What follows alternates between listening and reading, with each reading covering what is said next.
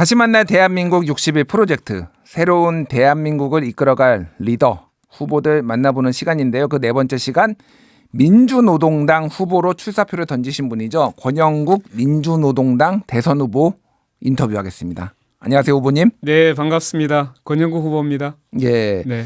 일단 여쭤볼 게 저도 궁금한 게 굉장히 많은데 네. 추억의 이름 민주노동당. 네. 예. 2000년 초반에 이제 만들어져서 그때 이제 열석 2004년에 열석 이제 만들고 이렇게 돌풍도 일으켰던 그 민주노동당이 다시 돌아왔습니다. 이게 네네. 당명이 원래 정의당이었잖아요. 네네. 이게- 맞습니다. 이게 좀 어떻게 이게 변경이 된 건가요? 이제 이번 그 대선에서 이제 서로 공동 대응을 하기 위해서 예. 이제 노동당, 녹색당, 그리고 정의당 예. 이 3당과 그리고 이제 그동안 여러 이제 진보 정치를 추구하려고 했던 노동단체, 시민운동단체들이 지난 22대 총선 때 이제 비례위성정당이 만들어졌잖아요. 예. 그래서 그것이 대단히 문제가 있다라고 해서 독자적인 이제 진보 정치를 추구하는 그 진보 진영의 세력들이 같이 모여서 이제 앞으로는 독자적인 진보 정치의 새로운 장을 열어야 된다. 예. 이런 마음으로 이번에 가자 평등으로 사회 대전환 연대 대선 연대 회의를 만들고 여기에서 이제 같이 공동 대응을 하기로 했거든요. 예. 그래서 거기에서 정의당이라는 이름으로 나가게 되면 이거는 이제 정의당의 선거인 것처럼 비칠 수 있기 때문에 그래서 같이 대응하는 의미를 이제 그래서 당명을 좀 바꿔줬으면 좋겠다. 예. 이런 요청이 있었고요.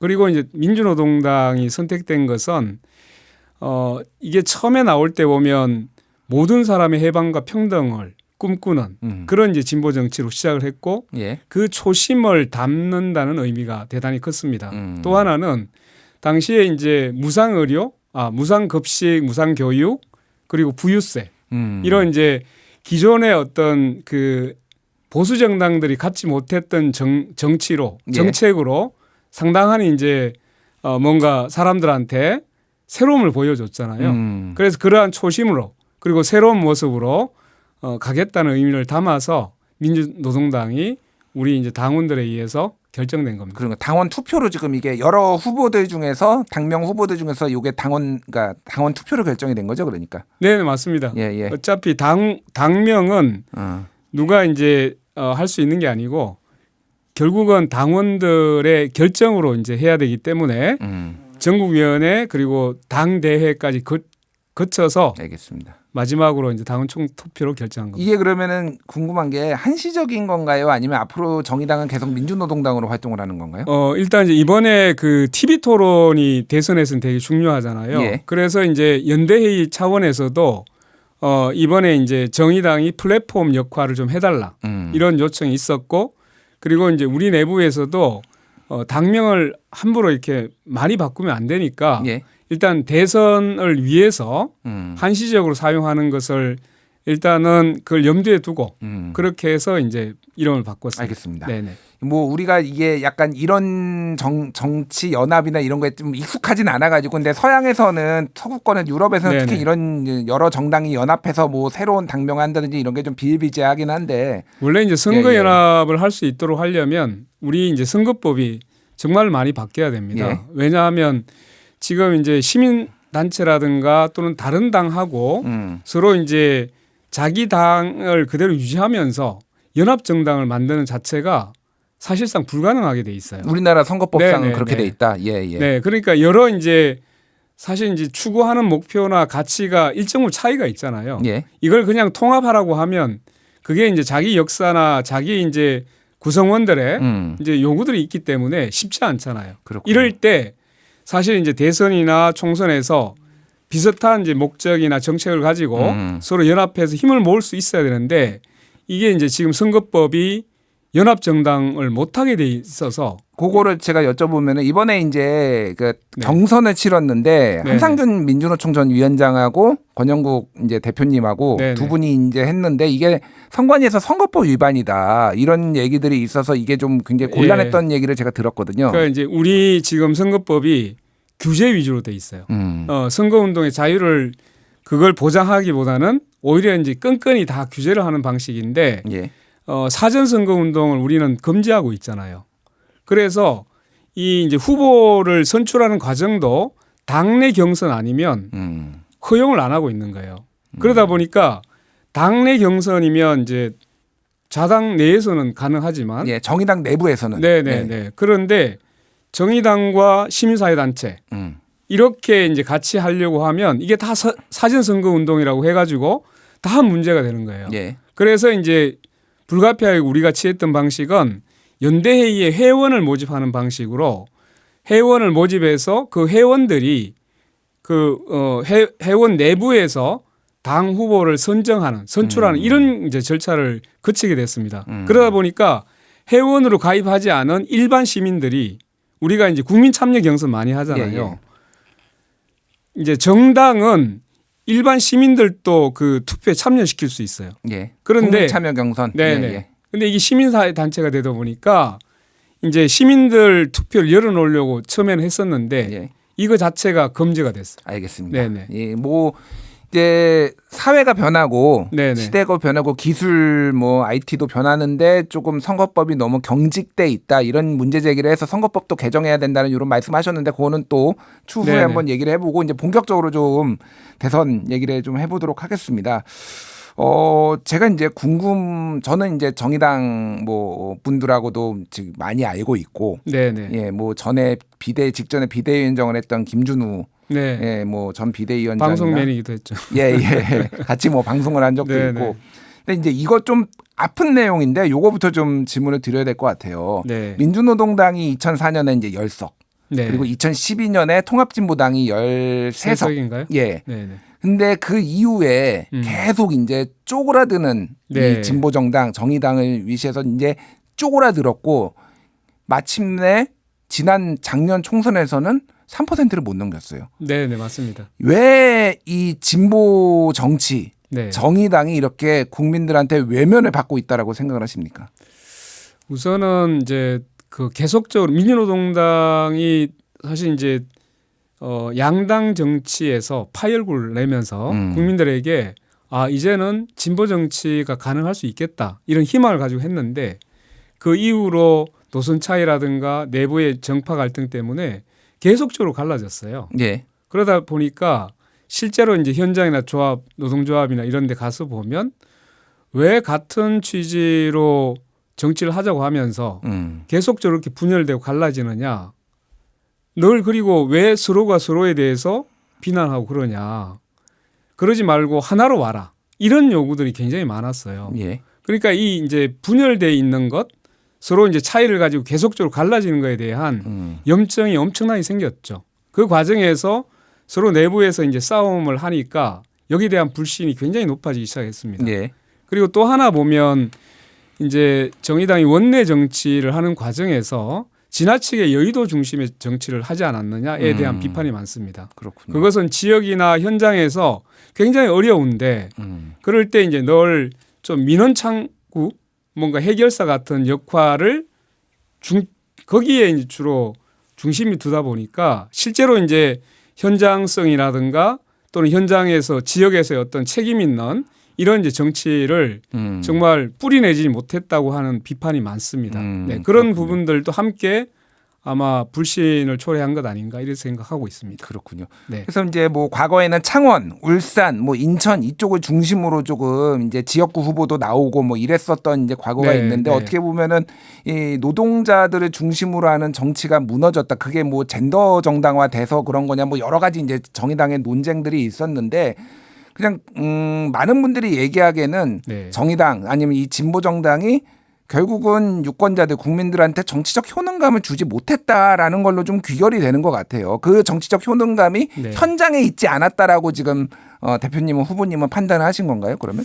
예, 저는 뭐 1차적으로는 지역의 이제 풀뿌리 정치 이걸 제대로 이제 뿌리내지 못했다는 것하고 또 이제 특히 그 현장에서 어떤 사안이 발생했을 때 그러한 문제를 끝까지 같이 함께하는 이런 모습들을 가지고 믿음을 못 준 거 아닌가라는 생각들이 굉장히 많습니다. 알겠습니다. 네. 그래서 출마 이번에 이제 하시게 됐는데 이제 권영국 대표님, 이제 권영국 변호사님, 네. 뭐 이제 정치권이나 이제 시민사회계에서는 굉장히 유명하신 분으로 이제 다들 알지만 또 일반 국민들은 잘 모르시는 잘 분들도 모르죠. 있어요. 네, 그러니까 네. 뭐 거리의 변호사라는 별명도 있고 뭐 네, 네. 여러 가지 공익적인 어떤 변론 노동인권 활동. 변호사라도 쓰기도 하고 예, 그렇습니다. 예, 뭐 용산 참사, 뭐 네, 쌍용차 정리해고 뭐 등등 노동 관련된 이슈들에서 항상 이래 무료 변론 그러니까 발벗고 해오셨던 분인데, 그러니까 저는 그 이제 후보 전에 정의당의 대표를 맡으신 거부터 좀 굉장히 궁금했어요. 그러니까 사실은 네네. 아무도 안 맡으려고 했다라는 거를 제가 이제 알고 있거든요. 네. 어떻게 정의당의 대표를 그때 이제 좀 총선에서 참패하고 여러 가지 당 분위기가 무너졌을 때 정의당 네네. 대표를 대표를 맡으려고 하셨는지, 그럼 배경이 어떤 걸까요?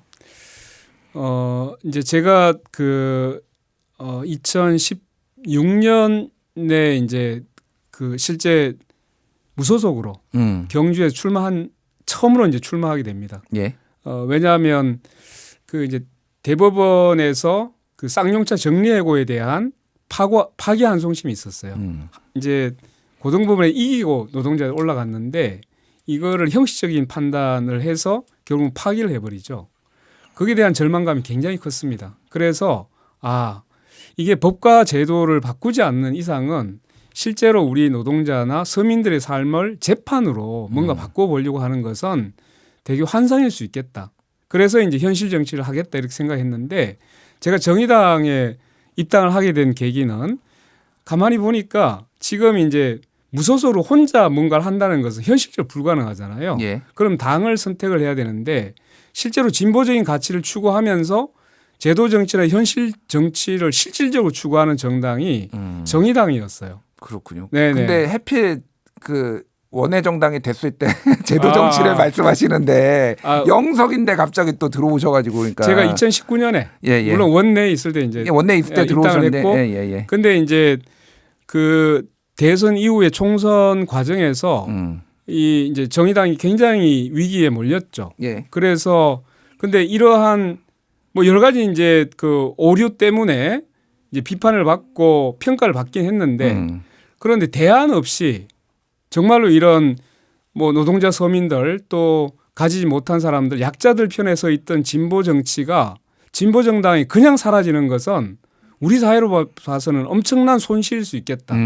그렇게 해서 그냥 대안 없이 그래도 사람들에게 희망을 줬던 진보 정당이 사라지는 것은 아니다 해서 제가 마지막 차를 타게 됐습니다. 예, 불가피하게. 네, 마지막 차가 아니라 이제 또 새로운 시대를 열 수도 있는 건데, 네. 진보 대통령이 되겠다라고 출마 선언문에 말씀을 하셨고, 독자적 진보 정치의 대선 여정을 시작한다 또 이렇게 말씀을 하셨어요. 네. 그러니까 진보, 그러니까 이번 대선이 이제 여러 가지 성격이 있는데, 하나는 뭐 이제 비상계엄 내란으로 인해서 나라가 어지러운 거를 정상화하는 거, 뭐 민주당 쪽에서 이제 그 얘기를 하고 있고, 또 하나는 이제 이념 시프트가 좀 있는 것 같아요. 그러니까 뭐 이재명 후보가 갑자기 중도 보수다 우리 민주당은 뭐 이런 얘기도 했다가 뭐 중도 실용주의다 뭐 왔다 갔다 이런 얘기들을 했단 말이에요. 그러니까 진보가 횡해졌다 뭐 이런 얘기들도 좀 많이 있어요. 그러니까 그 어떤 마음으로 진보 대통령이 되겠다고 하신 건지 좀 궁금하더라고요. 네네. 이제 진보라는 것은 기존 질서나 기존 기득권에 이제 대항하는 이제 개념으로 볼 수 있잖아요. 그러니까 우리 사회가 이제 그동안 경제 규모라든가 국가의 부는 굉장히 성장해 오고 있는데 실제로 내부의 구성원들을 보면 우리 이제 국민들이나 시민들이 엄청나게 오히려 더 삶 자체가 팍팍해지고 어려워지고 있는 이 국면을 어떻게 설명해야 될까? 그러면 결국 진보라는 것은 지금 현재 당면하고 있는 가장 큰 문제가 차별과 불평등의 문제라고 저는 보고 있거든요. 그래서 그럼 이 과정에서 물론 이제 이 극우 세력이 왜 나타날까? 그 토양이 바로 차별과 혐오, 이 불평등을 자기 자양분으로 삼아서 이게 참 커지고 있는 것으로 저는 보고 있거든요. 자, 여기에서 그러면 우리 사회가 적대적인 진영 정치에서 과연 이러한 차별과 불평등의 문제를 해소할 수 있을까? 이걸 들여다보니까 안 되는 거예요. 왜냐하면 지금 이제 양당 진영 정치에서는 정말 원수같이 싸우면 하잖아요. 예. 정쟁이라고 하죠. 전쟁 같은 정쟁을 하고 있는데 근데 실제로 보면 우리 삶에 관계되는 정책의 문제 또는 비전의 문제에 있어서는 양당이 별로 차이가 없어요. 의미 있는 있는 정책이 없는 거예요. 예를 들면 지난번에 이제 뭐 검투세 같은 것도 폐지하고 예. 그리고 자꾸만 이제 부자 감세를 계속 해 오고 있는 거라든가 또 지난번에 이제 반도체 특별법 해가지고 노동 시간을 왜 몰아서 일을 시키면 안 되냐라는 식의 그 부분이 민주당의 후보에 의해서도 이야기가 될 만큼 뭐 그게 공식적으로 주 52시간을 예외 규정을 두는 게 채택되지는 않았지만 어쨌든 네, 그런 얘기들이 나왔죠. 허용할 예. 그런 이제 분위기로 갔던 문제를 보면 과연 이제 정책의 문제에 있어서 정말로 우리 사회가 노동자 서민들이라든가 정말로 약자들을 위한 정책이 가능한가? 여기에 대해서는 오히려 보수 이제 수구 보수라고 표현하는 게 맞을 것 같은데요. 예. 이 양당은 오히려 이제 성장 그리고 이제 친기업적인 행보를 가는 데 있어서는 별 차이가 없어지는 거예요. 여기에서 이제 그러면 적어도 아래 위를 봤을 때 아래를 제대로 대변할 수 있는 정치 세력이 비어 있고 예. 그걸 우리가 해내야 된다라고 해서 이제 이번에 진보 대통령이라고 하는 표현을 가지고 정말 그 길을 가야 된다. 예. 알겠습니다. 그렇습니다. 예. 그러면은 이제 가장 추진하고 싶은 1호 공약 뭐 이런 거는 어떤 거를 지금 가장 강조하고 싶은지 궁금합니다. 저는 이제 불평등을 해소하기 위한 부분이 가장 1호 공약이 돼야 된다고 생각하는데 그 중에 이제 지금 너무나 내수가 나빠지고 있어요. 예. 이제 그게 결국은 재정 정책도 계속 축소시키고 있고 또 이제 감세 기조를 계속 유지하면서 복지도 계속 깎아먹고 있잖아요. 그래서 이제 이렇게 이야기하고 있습니다. 일단 부자 감세를 원상 회복하고 예. 일단 이 정세를 해서 복지 정책 그리고 재정 정책을 확장을 해야 된다라는 것이 지금 민생 경제를 살리는 데 있어서 가장 중요하다라고 보고 있고 여기에 좀 집중하고 있습니다.